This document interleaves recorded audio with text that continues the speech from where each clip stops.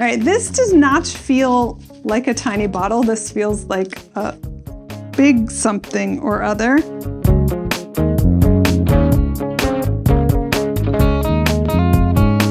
Hello and welcome to My Tiny Bottles, the project where I'm exploring my grandmother's legacy of miniature liquor bottles, one tiny bottle at a time.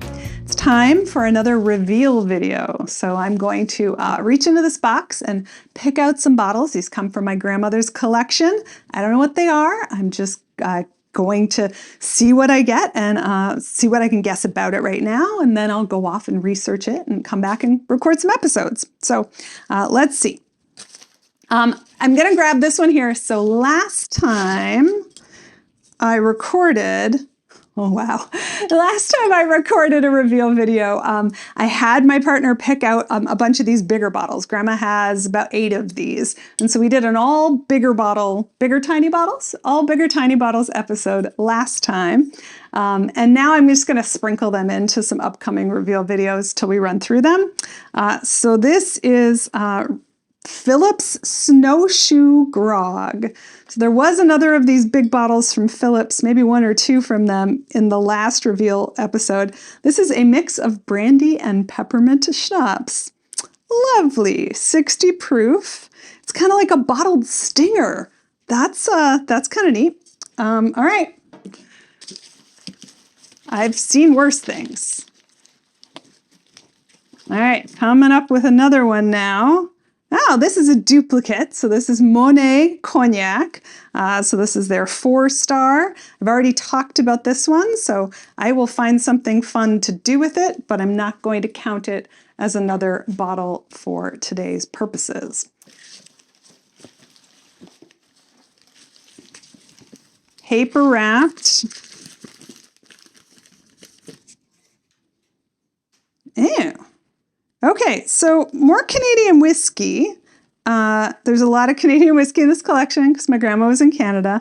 But this is from McGuinness. So McGuinness is a company that I talk about in one of my other episodes. I'm trying to remember which one it was now. Oh, Cafe Noir was a McGuinness product or related to McGuinness. So this is an 8-year-old Canadian whiskey called Silk Tassel.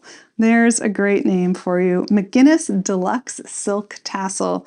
That would go well with the black velvet that I explored a few episodes ago. All right, this does not feel like a tiny bottle. This feels like a big something or other. Oh, okay, that's because it's in a plastic container around the bottle, because the bottle is this fantastic little glass of Armagnac. This is Marquis de Caussade VSOP Fine Armagnac from France. It's got a little butterfly on it. This is cool. I've had quite a bit of cognac in the collection, but no Armagnac yet. And Armagnac is delicious. So I'm excited to explore it. And what a great little bottle. It's just be easy to drink this one. All right, where are we at? That's 3 out of the 5 that we're going for. All right, next up, Bog's Cranberry Liqueur, also a duplicate. What's going on here? This one, I was going to say looks less chunky than the last one that I tasted, but maybe not. All right, I'm going to set that one aside too. Go back in the feed and watch the episode about Bog's Cranberry Liqueur. I'll link it somewhere up here if you want to learn all about that one. All right, this is another oddly shaped bottle. Frangelico! All right, very familiar. I should have guessed just from how it felt. So it sort of looks like it's a monk, but a little spoiler, nothing to do with monks. I think just kind of capitalizing on the popularity of some other monk-made liqueurs. Nice full bottle. Usually thought of as a dessert drink, so nutty and delicious. I bet this will have stood up pretty well over time. All right. Now, maybe this will really be the last selection for today. I can feel more glass bottles in here, but since we've had a bunch of good picks, I'm going to go plastic for this last one. it's another port. So I have already pulled out one bottle of port, which was amazing because it was clear.